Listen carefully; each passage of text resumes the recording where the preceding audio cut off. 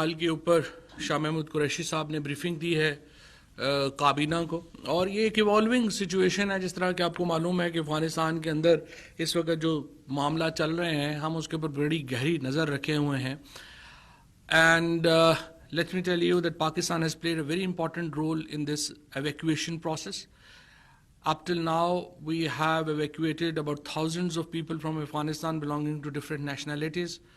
3,400 plus people have been evacuated through airplanes, and about 19,000 people have come on the borders. So Pakistan is one of the primary stakeholder in this whole process, and we are trying to create this environment where the people who are strangled in Kabul can be evacuated, and we are doing all we can actually to help international countries and international forces to basically create an atmosphere where these people can be evacuated to their country of origin or to the safe places.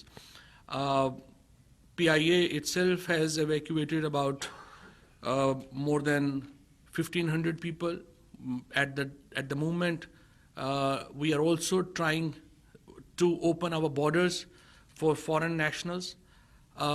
Right now, Pakistan has opened its air borders and land borders for everyone who is in Kabul and is not an Afghan. As far as Afghans are concerned, there's a policy by the present authorities of Afghanistan who have blocked the Afghanis that they cannot, get out of Afghanistan, and because they have already announced amnesty, and they say that they won't allow. So anyone who can reach Pakistan on a valid visa and valid documentation is welcome, and Pakistan is playing an important role in this evacuation process, and we will continue to do that. جہاں تک اس بات کا تعلق ہے کہ افغانستان کے اندر جو حکومت سازی کا عمل ہے اس میں ہمارا جو ایک رسپانسبل کردار ہے، ایک انتہائی ذمہ دارانہ کردار ہے، وہ ہم ادا کر رہے ہیں.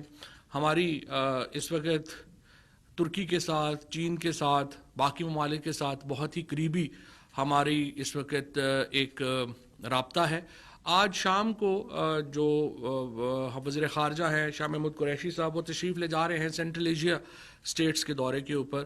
تو ایک طرف تو ہم افغانستان کے اندر جو اتھارٹیز ہیں ان کے ساتھ اپنا جو رابطہ ہے وہ برقرار رکھے ہوئے ہیں، اور دوسری طرف ہم یہ جو بیرونی ممالک ہیں ان کے ساتھ ہم رابطہ برقرار رکھے ہوئے ہیں.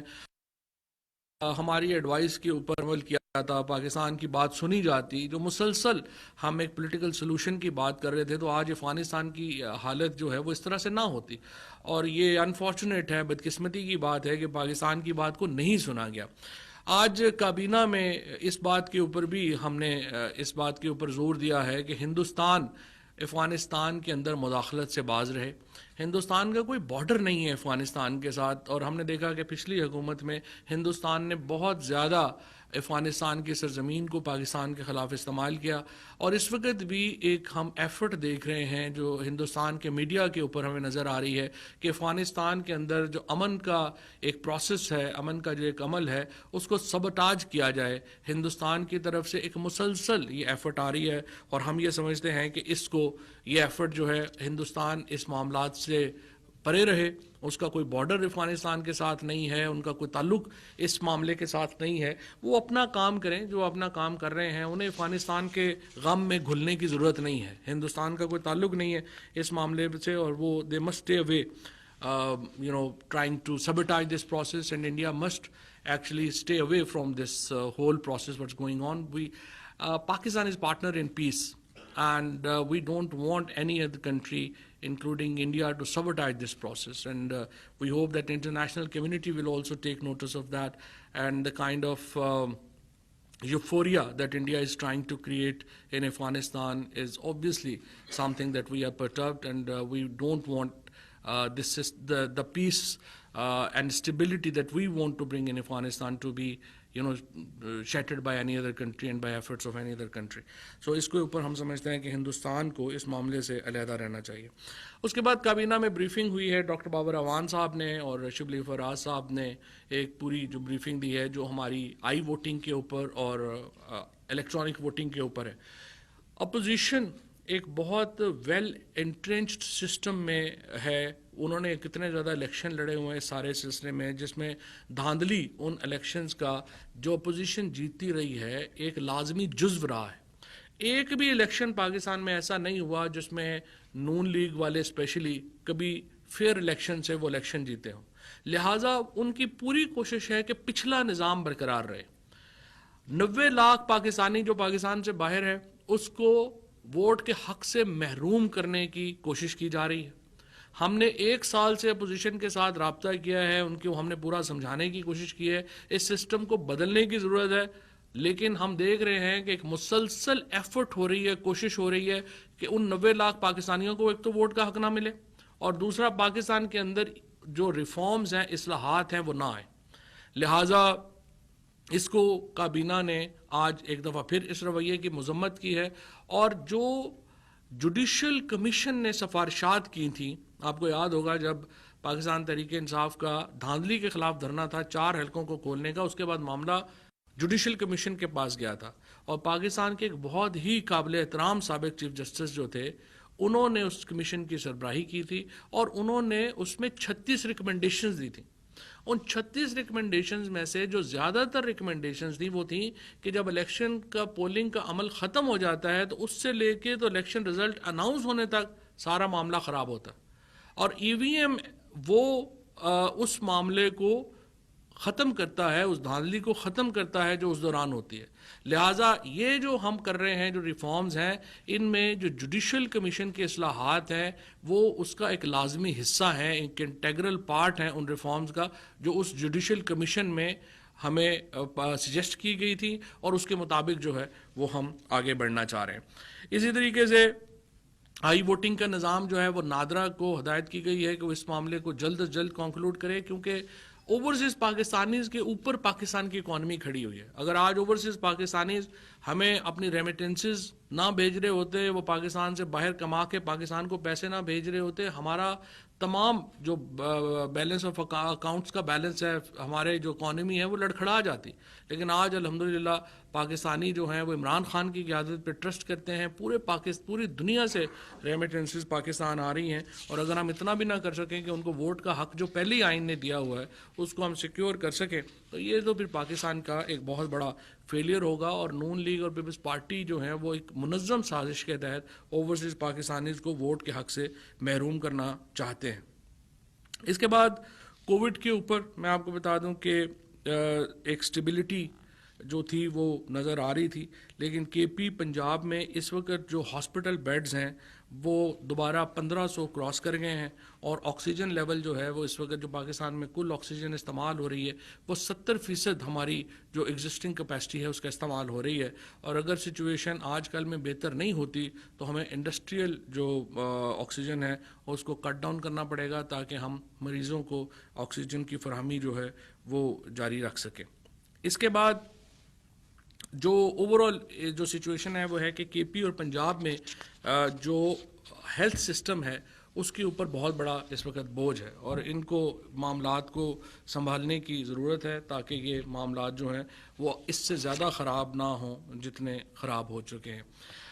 آج کابینہ کے اجلاس میں جو عورتوں کے متعلق واقعات ہیں ان کے اوپر بھی بات چیت ہوئی ہے, اور وزیراعظم عمران خان نے اجلاس سے خطاب کرتے ہوئے کہا ہے کہ مینار پاکستان جیسے واقعات معاشرے کے ہر طبقے کے لیے انتہائی تشویشناک ہیں. ایک رد عمل آ رہا ہے اس وقت جو کچھ سوشل میڈیا کے اوپر ہو رہا ہے اس کے حوالے سے بھی, لہٰذا اس کے اوپر ایک بڑی ڈبیٹ کا ہم نے فیصلہ کیا ہے کہ آغاز کیا جائے گا, اور اس میں تمام جو ہمارے مختلف طبقات کے لوگ ہیں ان کو انوائٹ کیا جائے گا کہ وہ اس معاملے کے اوپر جو سوشل میڈیا کے رجحانات ہیں ان کے اوپر ایک بحث کریں, اور ایک فکری بحث ہو تاکہ ہمیں کچھ گائیڈنس ملے اس میں کہ آخر ہم جانا کدھر چاہتے ہیں, کس طریقے سے کیا ریگولیشنز لانی چاہیے, کیا چیزیں ہیں جو آنی چاہیے. اعلیٰ سطحی کی ایک کمیٹی تشکیل دی جا رہی ہے جس میں معروف علماء دین, دانشور اور سول سوسائٹی کے نمائندے شامل ہوں گے, اور وہ اس معاملے کے اوپر حکومت کی رہنمائی کریں گے. ڈاکٹر محمد اشفاق کو نیا چیئرمین FBR تعینات کیا گیا ہے. डॉक्टर अहमद मुश्तबा साहब को intellectual property organisation of Pakistan के अहदे का एक्टिंग चार्ज जो है वो दिया गया है। अदीला खान नेशनल कमीशन बराए ख़वातीन बराए इस्लामाबाद कैपिटल टेरिटरी होंगी। इसी तरह से 37 नई दवाएं जो हैं वो पाकिस्तान में उनको पहली बार अब वो मैन्युफैक्चरिंग उनकी शुरू हो रही है, तो उनकी जो है वो कीमत जो है वो मुकर्रर की गई है। इसमें मैं थोड़ा सा आपको बता दूं कि जो दवाइयों की जो कीमत का मामला है उसमें ये होता है कि जब एक हमने 37 तो नई दवाइयाँ पाकिस्तान में आ रही हैं, 12 दवाइयाँ हैं जो पाकिस्तान में थी उनकी कीमत में रद्दोबदल किया गया है। प्रॉब्लम ये होती है कि जब आप बहुत सारी दवाइयों की अगर तवील अरसे तक कीमतें एक रखते हैं और डॉलर बढ़ने से उनका रॉ मटेरियल जब महंगा हो जाता है तो बजाय इसके कि वो दवाइयाँ जो हैं वो ब्लैक में चली जाती हैं। इस वक्त जितनी पिछले 2 सालों में हमने तकरीबन दवाइयों की कीमत में रद्दोबदल किया है वो इसी को सामने रख के किया है कि अगर दवाई ब्लैक में 1500 रुपये की मिल रही है और सरकारी कीमत उसकी 400 रुपये है, तो अगर आप एडजस्ट करें 550 600 के ऊपर तो वो मिलना शुरू हो जाए, तो असल में जो कंज्यूमर है उसके लिए वो दवाई अवेलेबल हो जाती है। जो 1500 रुपये पे भी नहीं मिल रही होती वो आपको 600 रुपये के ऊपर मिलना शुरू होती है। तो इसी तरह से जो 12 दवाइयाँ हैं उनकी कीमत में जो है वो रद्दोबदल किया गया है। इसके साथ साथ काबीना ने पाकिस्तान स्टेट ऑयल कंपनी के बोर्ड ऑफ डायरेक्टर्स में पावर डिवीजन की नुमाइंदगी को यकीनी बनाने की गर्ज से इस तजवीज़ को मंजूर किया है कि सेक्रेटरी पावर डिवीजन या पावर डिवीजन का नुमाइंदा जो कम से कम ग्रेड 20 का होगा उसको बतौर मेंबर जो है वो शामिल किया जाएगा। बोर्ड्स होते हैं उसमें जो सेक्रेटरी साहब मेंबर होते हैं, सेक्रेटरी जा नहीं पाता तो पावर डिवीजन अनरिप्रेजेंटेड रह जाता है, तो कहा कि ग्रेड 20 का बंदा जो है वो उसको वो लगा सकें। नदीम जफ़र साहब को चीफ स्टैटिस्टिशियन ऑफ पाकिस्तान मुकर्रर किया गया। ये बहुत ही इंपॉर्टेंट पोस्ट है क्योंकि आपको मालूम है कि मरदमशुमारी का जो मामला है वो अभी चल रहा है और चीफ स्टैटिस्टिशियन की अपॉइंटमेंट जो थी वो बहुत 3 सालों से पेंडिंग चली आ रही थी, तो इनको अब जो है वो लगाया गया है। एक मामला ये था कि जब साइंस एंड टेक्नोलॉजी मिनिस्ट्री के पास ये दिया गया था कि मुल्क में जो गिरदावरी है उसको वो डिजिटलाइज करें, वो साइंस एंड टेक्नोलॉजी मिनिस्ट्री से लेकर के आईटी मिनिस्ट्री को दे दी गई है ताकि वो इस मामले को आगे लेके चलें। पाकिस्तान कमिश्नर बराए इंडस वाटर्स के मुनासिब उम्मीदवार के इंतखाब में पेश आने वाले मसाइल और मुख्तलिफ वजूहात का जायज़ा लेने के लिए कायम कमेटी की सिफारिशात काबीना के सामने पेश की गई और काबीना ने इन सिफारिशात की मंजूरी दे दी है। Member finance oil and gas regulatory authority के हवाले से इश्तिहार की मंजूरी के साथ director general oil Imran Ahmad को सिलेक्शन कमेटी में शामिल करने और इस के लिए एमपी स्केल अप्रूव जो है वो किया गया है ताकि बेहतर कोई लोग जो हैं वो उसमें लाए जा सकें। काबीना ने इक़्तिसादी राब्ता कमेटी के 16 अगस्त 2021 के इजलास में लिए गए फैसलों की तौसीक की है। इसमें जो सबसे इम्पोर्टेंट फैसला है वो ये है कि जो बिजली और गैस के जो हमने नर्ख मुकर्रर किए थे इंडस्ट्री के लिए जिस पे सब्सिडी थी उसको रेगुलराइज कर दिया गया है और वो सब्सिडी जो है वो अब जारी रहेगी और जो हमारी इंडस्ट्री को जो बिजली पहले सब्सिडाइज्ड रेट के ऊपर अवेलेबल थी और इस तरह से गैस सब्सिडाइज्ड रेट के ऊपर थी वो इंडस्ट्री को अवेलेबल रहेगी। लेकिन इसके साथ जो इम्पोर्टेंट मसला आ रहा है वो ये आ रहा है कि बहुत सारे इंडस्ट्रियल ऐसे कंसर्न हैं जो सस्ती गैस लेके उसकी बिजली बना रहे हैं। ये एक बहुत अनफॉर्चुनेट बात है। आप सस्ती बिजली हम कर रहे हैं, उसके बाद आप गैस लेके तो उसका चूँकि गैस कम है आप उसको इस तरह से यूज़ करेंगे। उन इंडस्ट्रियल यूनिट्स को एक बड़ी स्ट्रिक्ट वार्निंग जो है वो इशू की गई है कि वो इस पे अपनी तमाम इंडस्ट्री जो है वो इसके ऊपर अपनी गौर करे और ये इसको मिसयूज़ ना करे रायत को। ये रियायत जो है वो बरकरार रहेगी लेकिन इस रियायत को जो है वो मिसयूज़ जो है वो नहीं किया जाना चाहिए। जो इकनॉमिक इंडिकेटर्स हैं वो बड़े ज़बरदस्त हैं। हमारी एक्सपोर्ट्स जो हैं उनमें एक सस्टेनेबिलिटी नज़र आ रही है। इसी तरह से जो हमारी इन्फ्लेशन है, महंगाई है, उसमें मुसलसल कमी देखने में आ रही है। मई में जो हमारी CPI थी वो 10.9% थी, जून में ये 9.7% हो गई और जुलाई में 8.4% हो गई। जो सेंसिटिव प्राइस इंडेक्स है वो मई में 16.9% के ऊपर था, जून में 15.4 کے اوپر آیا اور اب جولائی میں 12.6% کے اوپر آیا ہے. اور سینسٹیو پرائز انڈیکس جو ہے وہ انڈیکیٹ کرتا ہے کہ یہ اس کے باوجود ہے. میں آپ کو بتاؤں کہ ہماری جو اس وقت انٹرنیشنل کموڈٹی پرائسز ہیں وہ بہت زیادہ جو ہے وہ اوپر گئی ہیں, اور تمام جو ایڈیبل آئل ہے یا اسٹیل ہے اور باقی اشیاء ہیں دنیا میں ان کی قیمتوں میں بہت زیادہ اضافہ ہوا ہے. لیکن اس کے باوجود پاکستان میں قیمتوں میں جو رجحان ہے وہ اس وقت مثبت ہے اور اچھا جا رہا ہے. Debt to G D P ratio یعنی قرضہ اور جی ڈی پی کی جو ریشو ہے اس کے حساب سے مسلسل کمی آ رہی ہے پاکستان کے قرضے میں. اور اس کے ساتھ ساتھ ہمارا جو بزنس کانفیڈنس ہے, جس طرح سے آج کل پرائم منسٹر صاحب نے بھی یہ بات ٹویٹ کی تھی, 108% اس میں جو ہے وہ اضافہ ہوا ہے. اس کے ساتھ ساتھ فورن انویسٹمنٹ جو ہے اس کو ہم نے جو ہے وہ اسٹیبلٹی اس میں نظر آ رہی ہے. اور اوور آل جو ہمارا لارج اسکیل مینوفیکچرنگ ہے اس میں 14% کا اضافہ جو ہے وہ یہ ریکارڈ کیا گیا ہے. اور اس کے ساتھ جو باقی امپورٹنٹ معاملات ہیں جس میں آپ کا ہمارا ایک اہم آرڈیننس پینڈنگ تھا جس کے تحت جو لوگ 60 دن میں حلف نہیں لیتے ان کی ممبرشپ جو ہے وہ ختم ہوگی. کابینہ نے یہ آرڈیننس جاری کرنے کی منظوری دے دی ہے, اور اب تمام وہ حضرات جنہوں نے ابھی تک اپنے عہدوں کا حلف نہیں اٹھایا وہ اس آرڈیننس کی منظوری کے بعد وہ اپنے نشستیں جو ہیں وہ کھو دیں گے. شکریہ جی. وفاقی وزیر اطلاعات و نشریات چوہدری فواد حسین وفاقی کابینہ اجلاس کے بعد میڈیا بریفنگ دے رہے تھے, اور انہوں نے کہا کہ افغانستان کے صورتحال پر وزیر خارجہ شاہ محمود قریشی کی جانب سے بریفنگ دی گئی اور پاکستان نے ہمیشہ افغان مسئلے کے سیاسی حل کی بات کی ہے. افغانستان کے حوالے سے ذمہ دارانہ کردار ادا کر رہے ہیں. وفاقی پہلی بات تو یہ ہے کہ جو ٹی ٹی پی کے حوالے سے جو ایک بہت بڑا آپ کو یہ ہمیں ایک اطمینان ہونا چاہیے وہ یہ ہے کہ پہلی بار ایک طویل عرصے کے بعد جو ہندوستان سے ان کو فنڈنگ مل رہی تھی وہ سلسلہ اب ختم ہو گیا ہے, اور اس وقت وہ ایک ڈس ایرے میں ہے. اور جہاں تک ان کا تعلق ہے پاکستان کے اندر کارروائیاں کرنے کا, ہم کوئی کمزور ملک نہیں ہیں. ہم ان شاء اللہ تعالیٰ ان تمام چیلنجز سے نبرد آزما ہونے کی صلاحیت رکھتے ہیں. پاکستان کی افواج, پاکستان کی سیکورٹی فورسز, یہ اندرونی چیلنجز ہمارے لیے پرابلم نہیں ہے. ہمارا صرف یہی ہے کہ باہر سے جب ان کو فنڈنگ سٹریم نہیں ملے گی تو کافی بڑا ان کا نقصان ہوگا. باقی انشاءاللہ ہم ان کو خود ہی ہینڈل کر لیں گے. اور ظاہر ہے کہ جو اتھارٹیز ہیں افغانستان میں انہوں نے اعلان کیا ہے کہ افغانستان کی سرزمین کسی ملک کے خلاف ٹیررزم کے لیے استعمال نہیں ہوگی. یہ بڑا خوش آئند اعلان ہے, اور ہم سمجھتے ہیں کہ طالبان اتھارٹیز جو ہیں وہ اس کے اوپر عمل درآمد بھی کریں گی.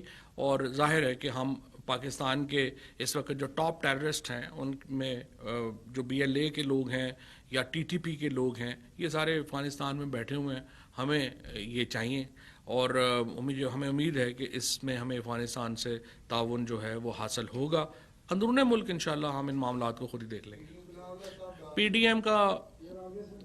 ڈی ایم کا مستقبل جو ہے وہ یہی ہے کہ وہ لنڈن میں اپنی شادیاں وادیاں کرائیں گے, اور اسی طرح سے وہ لندن میں اب ان کے پوتے وغیرہ بھی ہوں گے ظاہر ہے, تو اکارڈنگلی لنڈن میں 1-2 فلائٹس اور خریدیں گے.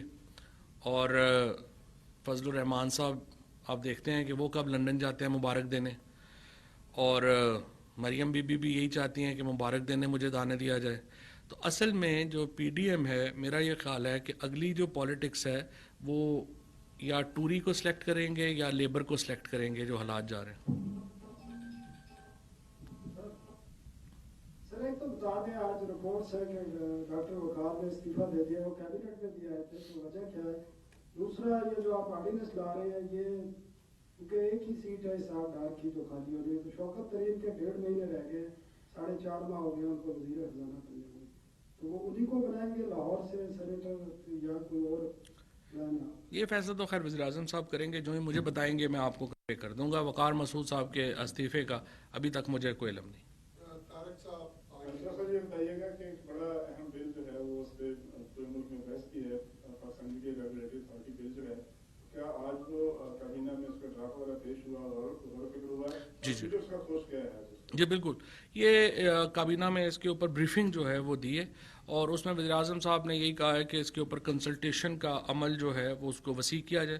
اس میں ہم اس کو کنسلٹیشن کا عمل جو ہے اس کو وسیع کریں گے، اس میں مزید اسٹیک ہولڈرز جو ہیں ان کو شامل کریں گے. ویسے میری بڑی سمپل اس میں بات ہے، دو باتیں کہ جو میڈیا ورکرز ہیں ان کو یہ حق کہ وہ اپنی جو کنٹریکچول انفورسمنٹ کروا سکیں اپنے آرگنائزیشن سے، اس کے اوپر یہ بل جو ہے وہ حق دیتا ہے. اور میں یہ سمجھتا ہوں کہ حکومت کو ہر صورت میڈیا ورکرز کے ساتھ کھڑا ہونا چاہیے. اور دوسرا فیک نیوز، ان دو کے علاوہ میں نے یہ بھی کہا ہے کہ اشتہار وغیرہ یہ جو چلا رہے ہیں، میں تو ان سے یہ کہہ رہا ہوں کہ ان دو کے علاوہ آپ ہمیں بتا دیں، جو آپ تبدیلیاں چاہتے ہیں ہم تبدیلیاں کر دیں گے. اشتہار چلانے کی تو ضرورت ہی نہیں ہے. لیکن یہ کہنا کہ میڈیا ورکرز کو رائٹ نہ دیا جائے کہ وہ اپنی جو کانٹریکٹ ہے اس کی انفورسمنٹ کے لیے ٹرائبونلز میں جا سکیں، میرا یہ خیال ہے کہ یہ بڑی ذاتی پہ مبنی بات ہے. اور دوسری بھی بڑی انفارچونیٹ بات ہے کہ جو ہمارے میڈیا سیٹ ہیں انہوں نے اپنی یونینز بنائی ہوئی ہیں، بجائے اس کے کہ وہ میڈیا ورکرز کو اپنی یونین بنائیں، اپنے رائٹس کے لیے کوئی بات کریں، ان کی یونین کو بھی سیٹ ہی کنٹرول کر رہے ہیں. تو یہ تو ایک عجیب و غریب منوپلی ہے. میں اس پہ سمجھتا ہوں آج بلکہ Pakistan federal union of journalist جو ہے انہوں نے اعلان کیا ہے کہ وہ کمپٹیشن کمیشن میں جا رہے ہیں اگینسٹ دس اونرز، کہ اونرز جو ہیں انہوں نے اپنی جو بنا لی ہیں اس کے خلاف وہ جا رہے ہیں اس میں کمپٹیشن کمیشن میں. تو میں سمجھتا ہوں کہ ایک خیر ایک فیصلہ ہے جو کمپٹیشن کمیشن نے اور Pakistan Pakistan federal union of journalist نے کرنا ہے. لیکن میرے لیے یہ حیرت کی بات ہے کہ زیادہ تر جو یونینز ہیں ان کے پیچھے بھی مالکان ہی بیٹھے ہیں. تو مہربانی کریں یا وہ کام کر لیں یا یہ کر لیں. جی نہیں سر. سر آج اس طرح آئی ایم ایف کی چیف نے تعریف کی ہے پاکستان کی ایویکویشن کے سلسلے میں کہ پاکستان نے بڑا اچھا رول پلے کیا، اور پاکستان اس وقت سب سے زیادہ ایویکویشن کر رہا ہے. یو ایس کے ساتھ اس وقت کیا ریلیشن ہے، آر دے ہیپی اور ناٹ؟ دیکھیں اس دفعہ تقریباً 3 دفعہ جو سیکٹری بلنکن ہیں ان کی بات چیت ہو چکی ہے وزیر خارجہ سے. اس کے بعد آرمی چیف کی جو اس وقت امریکن سینٹرل کمانڈ کے چیف ہیں ان کے ساتھ، اور پینٹاگن کے ساتھ، ڈیفنس ڈپارٹمنٹ کے ساتھ ہماری جو بڑی قریبی اس وقت جو کنسلٹیشن ہے وہ جاری ہے. اور ایک جس طرح میں نے پہلے بھی عرض کیا تھا 2 ٹریکس چل رہے ہیں. ایک ٹریک اس وقت ریجنل ملکوں کا چل رہا ہے جس میں ترکی شامل ہے، ایران شامل ہے، اور یہ سینٹرل ایشین اسٹیٹ شامل ہیں، پاکستان اس کو جو ہے اس کا حصہ ہے. اور دوسرا ایک دوحہ میں جو آپ کو پتہ ہے کہ ایکسٹینڈڈ ڈائلاگ جو ہے وہ چل رہا ہے جس میں چین، پاکستان، امریکہ شامل ہے، اور اس کے ساتھ اس میں روس شامل ہے. سو یہ دونوں ٹریکس جو ہیں وہ اس وقت آگے چل رہے ہیں. اور فیصلہ دیکھیے پاکستان ایک بہت بڑی ریجنل طاقت ہے. ظاہر ہے امریکہ ہو یا برطانیہ ہو یا کوئی بھی ملک ہو، اس ریجن کے فیصلے ہوں گے اس میں پاکستان کی مرضی ہوگی. پاکستان کی ایڈوائس لے لیں، پہلے بھی لے لیتے تو اچھا تھا. اب آخر میں دیکھیں نا کون سا ملک صحیح ثابت ہوا، سارا جو باتیں پاکستان کر رہا تھا وہ صحیح ثابت ہوئے ہیں. اور جو یہ سارے لائن میں لگے ہوئے تھے اب وہ آج کل تو مل ہی نہیں رہے، وہ سارے بیچارے کرائے کے ترجمان اچک زئی صاحب اور ہمارے داوڑ صاحب اور فلانے صاحب اور فلانے صاحب وہ تو غائب ہی ہو گئے ہیں. تو دیکھیں یہ. اور دوسرا افغانستان میں ان لوگوں کو بھی ذرا کہنا چاہتا ہوں، حالت دیکھیں وہاں پہ جہاں پہ فوج نہیں ہے اور وہاں پہ جہاں پہ آپ کی ادارے مضبوط نہیں ہوتے تو پھر ملک نہیں اس طرح سے چل سکتے. سو اپنے ملک اپنا جتنا آپ کو اپنا گھر عزیز ہے اتنا ملک عزیز ہونا چاہیے. اگر ملک ہوگا، ملک محفوظ ہوگا تو گھر محفوظ ہوگا. اور اپنے دائیں بائیں دیکھ لیجئے جہاں ملک محفوظ نہیں ہے وہاں گھر بھی محفوظ نہیں ہے. آخری سوال صاحب، یہ بتائیے گا کہ آپ نے کہا کہ اس کو وسعت دی جائے گی مشاورتی عمل جو ہے پاکستان میڈیا ریگولیٹری اتھارٹی کے حوالے سے، کن اسٹیک ہولڈرز کو مزید ایڈ کریں گے؟ اور دوسرا جو آپ نے اس میں جرمانہ رکھا ہے وہ ایک بڑا غیر حقیقت پسندانہ نظر آتا ہے، 10 کروڑ اور 25 کروڑ. ایک انڈیویجول جرنلسٹ جو کوئی اسٹوری کرتا ہے وہ مطلب اس کو تو تنخواہ نہیں مل رہی، آپ کو بھی پتا ہے، تو وہ 10 کروڑ روپے کا جرمانہ کہاں سے دے گا؟ اگر وہ کسی آرگنائزیشن کے ایڈیٹوریل بورڈ کے ماتحت کام کر رہا ہے تو اس کو کس طرح آپ باؤنڈ کر رہے ہیں کہ وہ انڈیویجول کی حیثیت سے جرمانہ دے؟ وہ تو آرگنائزیشن کی ذمہ داری آتی ہے نہ کہ وہ انڈیویجول جرنلسٹ کی. اور اس میں ہمارا بڑا کنسرن ہے کہ آپ ایک ورکنگ جرنلسٹ اور ایک عام یوٹیوبر کو صحیح جرنلسٹ کمیونٹی کو ہے، اس پہ صحیح بتائیں کہ کیا اس میں رد و بدل کریں؟ نہیں، لیکن میرا خیال ہے پھر وہ آپ سے کنسلٹیشن آپ نے سمجھا نہیں ہے. جو میڈیا کی خبر ہے اس کا جرنلسٹ تو ذمہ دار نہیں ہے، اس کی تو آرگنائزیشن ذمہ دار ہے. اور جو انڈیویجول یوٹیوبر یا کوئی اس کے اوپر سوشل میڈیا پہ کرتا ہے اس کا وہ انڈیویجول ذمہ دار ہے. اور جو جرمانے ہیں یہ میکسیمم جرمانے ہیں. ظاہر ہے کہ جرمانہ تو آپ 1 روپے سے بھی شروع کر سکتے ہیں، تو یہ منیمم جرمانہ جو ہے وہ تو آپ کا 1 روپیہ بھی ہو سکتا ہے. 1 روپے سے لے کے 10 کروڑ تک ہے انڈیویجول کے لیے، اور 1 روپے سے لے کے 25 کروڑ تک ہے آرگنائزیشن کے لیے. آرگنائزیشن کے لیے 25 کروڑ روپیہ کوئی رقم نہیں ہے. یہ جو سارے ہمارے ٹی وی ہیں الحمدللہ یو کے میں تو روز جرمانہ دیتے ہیں، ہمارے دیتے ہوئے گھبراتے ہیں. ٹھیک ہے جی، تھینک یو.